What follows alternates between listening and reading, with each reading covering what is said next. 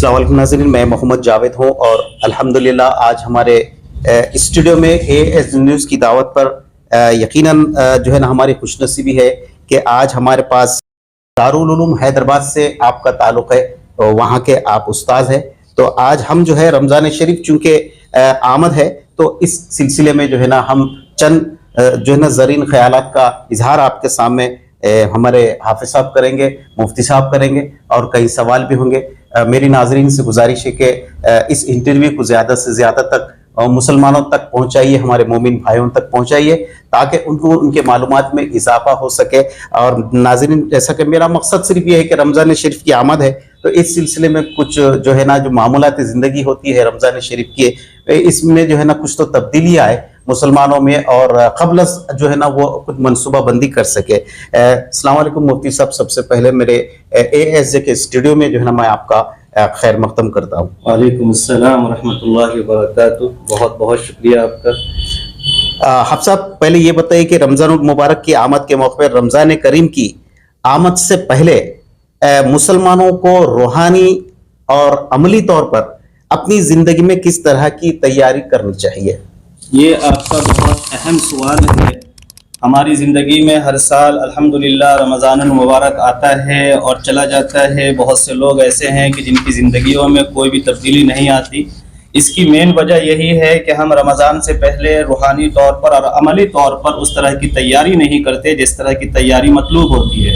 لہذا ہمیں رمضان کریم کی آمد سے پہلے ہی اپنے آپ کو پورے طور پر پریپیئر کرنا چاہیے، اس کی تیاری کرنی چاہیے، پلاننگ کرنی چاہیے اور منصوبہ بندی کرنی چاہیے۔ اور اس میں جو سب سے اہم بات ہے وہ یہ ہے کہ ہمیں اللہ تبارک و تعالیٰ کے حقوق اگر ہمارے ذمے میں ہیں، جیسے اگر ہم نے کچھ نمازیں چھوڑ دی ہیں تو ان نمازوں کو ہم جو ہے نوٹ ڈاؤن کریں، لکھیں اور ان کو ادا کریں۔ اور اسی طرح سے اگر کچھ روزے ہمارے ذمے میں ہیں، پچھلے رمضان کے اگر ہم نے روزے نہیں رکھے ہیں تو وہ روزے ہم پہلے رکھ لیں۔ اسی طرح سے اگر ہم سے کوئی گناہ ہوا ہے، اور ہر آدمی گنہگار ہے، میں بھی گنہگار ہوں، لہذا ہر آدمی کو رمضان کریم کی آمد سے پہلے ایک سچی اور پکی توبہ کرنی چاہیے جسے توبۃ النصوح کہا جاتا ہے۔ تو اس سے ہمارا روحانی واش ہوگا، روحانی طور پر ہم رمضان کے لیے اپنے آپ کو پریپیئر تیار کر لیں گے۔ مفتی صاحب یہ بتائیے کہ موجودہ دور میں ہر ایک انسان کی زندگی جو ہے مصروف ترین زندگی ہو چکی ہے، کسی کے پاس وقت ہی نہیں ہے، تو ہم اپنے معمولات زندگی جو ہوتی ہے اس کو کس طرح ترتیب دینی چاہیے اور رمضان کا پورا جو فیض و برکات ہے اس کو کیسے حاصل کرنا چاہیے؟ یہ بھی ایک بہت اہم سوال آپ نے کیا ہے۔ دیکھا یہ جاتا ہے کہ ہمارے اکثر مسلمان جو ہے رمضان مبارک کا جو مہینہ ہے اس کے بیشتر اوقات شاپنگ میں، بازار میں، کھانے پینے میں اور دیگر جو ہے غیر ضروری کے کاموں کے اندر خرچ کر دیتے ہیں۔ لہذا ضرورت اس بات کی ہے کہ ہم ٹائم مینجمنٹ کریں، ہم نظام العمل بنائیں کہ ہم رمضان مبارک کے مہینے میں دن میں کون کون سی عبادتیں کریں گے، رات کو کون کون سی عبادتیں کریں گے، تلاوت کتنی کریں گے اور اسی طرح سے ذکر و اذکار کس طرح سے کریں گے۔ لہذا اس کے لیے ہمارے جو گھر کی ضرورتیں ہیں، راشن لانا ہے یا عید کی شاپنگ کرنا ہے وغیرہ وغیرہ، یہ تمام طرح کی خریداریوں سے ہمیں رمضان سے پہلے ہی فارغ ہو جانا چاہیے۔ اور ہمارے جو تاجر حضرات ہیں، بزنس مین حضرات ہیں، ان کو یہ چاہیے کہ وہ اس طرح سے نظام بنائیں، اور اسی طرح سے ہمارے کالج میں، یونیورسٹیوں میں جو پڑھنے والے طلبہ ہیں وہ بھی اس طرح سے نظام بنائیں کہ معمولات زندگی کے ساتھ ساتھ اور کاروبار کے ساتھ ساتھ عبادت کا بھی زیادہ سے زیادہ ہمیں موقع ملے، تلاوت کا زیادہ سے زیادہ موقع ملے، تاکہ رمضان کے جو روحانی فیوز ہیں، برکات ہیں اور اس کے انوار ہیں وہ ہمیں زیادہ سے زیادہ حاصل ہوں۔ مفتی صاحب، روزہ صرف بھوک اور پیاس کا نام نہیں ہے بلکہ یہ تقوی کا ایک بہترین ذریعہ ہوتا ہے۔ سال میں ایک مرتبہ اللہ نے ہم کو عنایت کرتا ہے۔ تو میرا آپ سے سوال یہ ہے کہ تقوی حاصل کرنے کے لیے ایک مسلمان کو کن باتوں کا خیال رکھنا چاہیے؟ جی، یہ بہت ضروری سوال ہے۔ دراصل روزہ جو اللہ تبارک و تعالیٰ نے ہمیں دیا ہے، قرآن کریم میں صاف لفظوں میں بیان فرمایا ہے لعلکم تتقون، تاکہ تم متقی بن جاؤ۔ یعنی روزے کا اثر یہ ہے کہ روزہ ہمیں تقوی کی نعمت دیتا ہے۔ لیکن دیکھنے میں یہ آتا ہے کہ ہم روزے رکھتے ہیں، رمضان ہماری زندگی میں آتے ہیں جاتے ہیں، لیکن تقوی والی صفت ہمارے اندر پیدا نہیں ہوتی۔ تو ہمیں غور کرنا چاہیے کہ ایسا کیوں ہوتا ہے۔ اس کی وجہ یہ ہے کہ جس طرح سے ہمیں روزہ رکھنا چاہیے ویسے ہم روزہ نہیں رکھتے۔ ہمیں جو ہے خاص طور پر گناہوں سے بہت بچنا چاہیے۔ चाहिए, रोजे की हालत में झूठ बोलने से बचना चाहिए, रोजे की हालत में दूसरे को धोखा देने से बचना चाहिए, रोजे की हालत में अपनी निगाहों की हिफाजत करनी चाहिए, अपनी जबान की हिफाजत करनी चाहिए, अपने कानों की हिफाजत करनी चाहिए, हाथों की, पैरों की, यहाँ तक कि अपने एहसासात की हिफाजत करनी चाहिए, गलत ख्यालात भी अपने अंदर आने ना दें। यानी गुनाहों से जितना ज्यादा बच सकते हैं उतना ज्यादा बचकर जब हम रोजा रखेंगे तो ये रोजा हमारी जिंदगी में इंशाअल्लाह तकवा जरूर लाएगा। मुफ्ती साहब, मेरा एक और आपसे सवाल है कि जो बहुत बेहतरीन और बहुत अहम सवाल है कि रमज़ान करीम में कुरान करीम से ताल्लुक़ जो है मजबूत करने के लिए हर मुसलमान को यानी मतलब ये तरावी तो वो पढ़ता है, लेकिन बावजूद गैर रमज़ान में कुरान से उसके ताल्लुक़ को मजबूत करने के लिए ये जो है मुसलमान जो है ना अपनी ज़िंदगी में क्या लाए अमल इख्तियार करना चाहिए?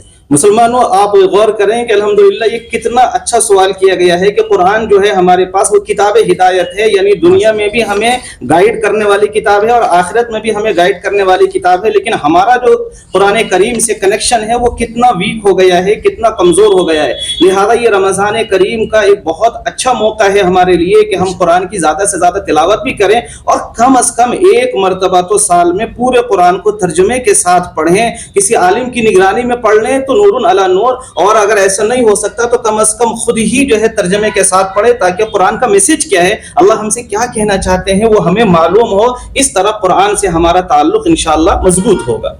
एक आखिरी सवाल मुफ्ती साहब ये है कि रमज़ान करीम में सदका व खैरात, सुलह रहमी और समाजी जिम्मेदारियों को किस तरह अदा करना चाहिए ताकि माशरे में एक मुसब्बित तब्दीली आ सके? चूँकि रोज़ा खुद एक डिसिप्लिन का नाम होता है, लेकिन गैर रमज़ान में अगर हम इन सब चीज़ों का ख्याल नहीं रख के अपनी ज़िंदगियों में इनखिलाफ पैदा अगर नहीं करें, तब्दीली पैदा अगर नहीं करें, तो शायद जो है रमज़ान के सही फैज़ व बरकत से हम महरूम हो सकते हैं। तो मेरा आपसे सवाल यह है कि माशरे में अपनी एक मुस्बित तब्दीली के लिए मुसलमान आइंदा ज़िंदगी में गैर रमज़ान में क्या लाए अमल इख्तियार करना चाहिए? जी, ये जो रमज़ान मुबारक का महीना है ये हमारे लिए स्पिरिचुअल डेवलपमेंट का भी मौका है, पर्सनालिटी डेवलपमेंट का भी क्या कहते हैं ये महीना है, इसी के साथ साथ ये कम्युनिटी डेवलपमेंट का भी महीना है। लिहाजा इसमें हमारी कम्युनिटी में जो कमजोर तबकात हैं, जो कमजोर लोग हैं, हम उनको किस तरह से माशी एतबार से मजबूत कर सकते हैं, उनका कोई बिजनेस का सेटअप कायम कर सकते हैं, उनको खुद कफील बना सकते हैं, इसके ऊपर हमें गौर करना चाहिए। लिहाजा हमारे पास जो ज़कात का निज़ाम है, हम जो ये रेंडमली ज़कात दे देते हैं, किसी को 10 रुपए, किसी को 100-50 इस तरह दे देते हैं या राशन तकसीम कर देते हैं, इससे ये भी बहरहाल अल्हम्दुलिल्लाह ये सवाब का काम है, लेकिन इससे कोई जो गरीब है वो पूरे तौर पर खुद कफील नहीं हो सकता। लिहाजा हमारे मालदारों को ये चाहिए कि 2 गरीब, 3 गरीब, 4 गरीब, 5 गरीब इस तरह से घरों को अडॉप्ट करें और उनको खुद कफील बनाने की कोशिश करें, उनका कोई कारोबार, उनका कोई बिजनेस सेटअप जो है उनको लगा कर दें ताकि वो अगले रमजान को हमारे पास ना आए, वो अगले रमजान को अल्लाह की तौफीक से वो खुद ज़कात देने वाले बन जाएं। अगर इस तरह से हमने अपनी ज़कात दी तो माशरे के अंदर एक मुस्बत तब्दीली होगी, हमारा मुआशरा डेवलपमेंट होगा और ये एक मुआशरती तरक्की होगी। और खास तौर पर मैं यहाँ पर इस बात को भी मेंशन करना चाहूंगा कि हमारे बहुत सारे मालदार हजरात जो हैं वो अजनबी लोगों को अपनी ज़कात दे देते हैं, और हालांकि जरूरत इस बात की है, जैसा कि शरीयत की हिदायत भी है कि हमारे आस पड़ोस में जो गरीब हजरात हैं, हमारे जो पड़ोसी हजरात हैं, हम उनको देखें। खास तौर पर जो हमारे खानदान में गरीब हैं, जो अपनी गैरत की वजह से हमारे सामने आकर जबान नहीं खोल सकते, हमारी जिम्मेदारी यह है कि हम अपने खानदान के गरीबों को तलाश करें और उनके पास जाएं और अपनी ज़कात उनको दें। और शरीयत तो ये कहती है कि अपने खानदान वालों को जब ज़कात दें तो ज़कात बोल कर ना दें, वरना उनकी सेल्फ रिस्पेक्ट हर्ट होगी, उनकी गैरत को जो है तकलीफ पहुंचेगी, मजरू होगी। लिहाजा आप उन्हें हदिया बोलकर, गिफ्ट बोलकर भी ज़कात दे सकते हैं। शरीयत ने हमें इतनी सहूलत दी है। लिहाजा जरूरत इस बात की है कि हम अपनी ज़कात में प्रायोरिटी जो है हम अपने खानदान के गरीबों को दें, अपने आस पड़ोस के लोगों को दें। और ये जो चंदा जमा करने वाले बाज लोग हैं वो हमारी ज़कात गरीबों तक पहुंचाते भी नहीं पहुंचाते, उनके ऊपर भरोसा ना करें, इसकी कोई जमानत नहीं है कि वो गरीबों तक पहुंचाते नहीं पहुंचाते। अपने हाथ से दें, लुल्ला फिल्ला दें, बिल्कुल इखलास के लिए दें। अल्हम्दुलिल्लाह इससे हमारे माशरे में भी तब्दीली आएगी और हमारे माल में भी खूब बरकत होगी। मुफ्ती साहब, मेरा आखिरी सवाल ये है कि आम तौर पे जो है ना हम रमज़ान की तैयारियों में किस किस्म से मशगूल होते हैं? दौरे हाजिर में एक दुकानदार है तो अपने माल में उसमें ज़्यादती करता है, एक कपड़े वाला है तो अपनी दुकान में ज़्यादती करता है रमज़ान सेल के नाम से, और तकरीबन जो है ना इन्हें तिजारती तौर पे उसको फ़रोग़ देने के लिए रमज़ान का इस्तेमाल करते हैं। لیکن میں آپ سے سوال میرا یہ ہے کہ آپ صلی اللہ علیہ وسلم رمضان شروع ہونے سے قبل کس قسم کی تیاری کیا کرتے تھے اپنی امت کو سمجھانے کے لیے؟ جی یہ آپ نے بہت اچھا سوال کیا ہے. ایک حدیث ہے حضرت سلمان فارسی رضی اللہ تعالیٰ عنہ کی کہ یہ جو مہینہ چل رہا ہے شعبان کا، یعنی رمضان سے پہلے کا مہینہ، اس کی لاسٹ کے دنوں میں ایک دن ہمارے نبی صلی اللہ علیہ وسلم نے صحابہ کو جمع کیا اور صحابہ کو جمع کر کے حضور نے خطاب فرمایا اور رمضان کریم کی جو آمد ہو رہی تھی تو اس کی اہمیت بتائی کہ ایک بہت بڑا مہینہ، بہت عظیم مہینہ، بہت برکتوں والا مہینہ، بہت رحمتوں والا مہینہ، مغفرتوں والا مہینہ آ رہا ہے، جس میں روزہ ہے، جس میں افطار ہے، جس میں سحری ہے، جس میں لیلۃ القدر جیسی جو ہے عظیم رات اللہ نے دی ہے. اور اس مہینے کے اندر اللہ تبارک و تعالی بے شمار لوگوں کے لیے جنت الاٹ کرتے ہیں، مغفرت عطا فرماتے کا مطلب یہ کہ جنت الاٹ کرتے ہیں. لہذا ہماری زیادہ کوشش یہ ہونی چاہیے کہ ہم عبادت پر فوکس کریں، روزے پر فوکس کریں، تلاوت پر فوکس کریں. یہ جو بزنس ہے، یہ جو کمائی ہے، یہ رزق کی ذمہ داری تو اللہ نے لی ہے. یہ ہمارے لیے بڑی محرومی کی بات ہے کہ ہم روزے کو قربان کر کے، تراویح کو قربان کر کے، سحر اور افطار کی ٹائمنگ تھوڑا آگے پیچھے کر کے ہم زیادہ جو ہے فوکس بزنس پہ کریں، ہم مال کمانے پر کریں، دنیا کمانے پر زیادہ فوکس کریں، مسجد میں ٹائم کم اسپینڈ کریں، بازار میں ٹائم زیادہ اسپینڈ کریں. یہ ایک مسلمان کی شان نہیں ہونی چاہیے. سال میں ایک مرتبہ رمضان کا مہینہ آتا ہے، 11 مہینے جو ہے بالکل کھلے ہوئے ہیں کمانے کے لیے، پیسہ حاصل کرنے کے لیے. لہذا ایک مہینہ تو کم از کم ہم مسجد کی نظر کر دیں، مسجد کے لیے ہم اپنے آپ کو فارغ کر لیں، عبادت کے لیے فارغ کر لیں. ایک مہینہ مسلمانوں اگر ہم عبادت کے لیے فارغ کر لیں گے تو اللہ تبارک و تعالی کی طرف سے ضمانت ہوگی کہ اللہ آپ کے رزق میں کمی نہیں کریں گے بلکہ آپ کے رزق کو بڑھائیں گے. کیسے بڑھائیں گے آپ سوچ بھی نہیں سکتے. مفتی صاحب، جیسا آپ کا یہ انٹرویو ہمارے کئی نوجوان دیکھ رہے ہیں اور گھرے گھر جو ہے نا آپ کی بات AS نیوز کے ذریعے الحمدللہ پہنچ رہی ہے، اور میرے اللہ سے امید ہے کہ آپ کی بات جو ہے اللہ جو ہے نا گھر گھر پہنچائے، کیونکہ دین کی اصلاح کے لیے، وہ مقصد کے لیے جو ہے نا آپ یہاں پہ آئے ہیں. تو چونکہ آپ جو ہے نا ایک مفتی ہے تو آپ سے جو ہے کئی لوگ یہ بات ایک امید کر سکتے کہ ان کا کچھ سوال اگر ہو تو وہ آپ کو براہ راست جو ہے نا سوال بھی آپ سے پوچھ سکتے ہیں. تو مناسب آپ سمجھتے ہیں تو آپ کا فون نمبر یا کانٹیکٹ نمبر دیجئے تاکہ یہ ہمارے جو ناظرین ہے کبھی کوئی چیز میں اگر روزوں کے تعلق سے یا رمضان کے تعلق سے کچھ سوال کرنا ہے تو آپ سے راست طریقے سے رابطہ کر سکتے ہیں آپ اگر چاہیں تو. یہ بہت اچھا اقدام ہے. رمضان کی صحیح قدر و قیمت ہمیں جب ہی معلوم ہوگی جبکہ ہمیں رمضان کی فضیلت معلوم ہو، رمضان کے مسائل معلوم ہو.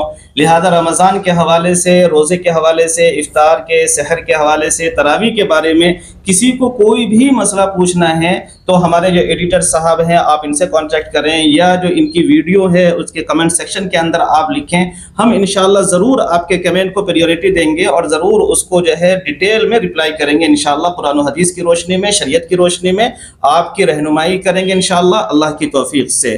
تو میں میں خوش آمدید کہوں گا اپنے تمام ناظرین کو، آپ کے تمام ناظرین کو. اگر وہ اس طرح سے مسائل پوچھنے کے لیے آگے آتے ہیں، اپنے اندر جذبہ دکھاتے ہیں کہ دین کو معلوم کرنے کا، دین حاصل کرنے کا ہمارے اندر جذبہ ہے، تو الحمدللہ ہم لوگ بھی آپ کے لیے ہر وقت تیار بیٹھے ہیں. جب آپ کہیں گے، جس طرح کہیں گے، انشاءاللہ جو ہے ہم آپ کے لیے اویلیبل رہیں گے اور آپ کے سوالات کا جواب دیں گے انشاءاللہ.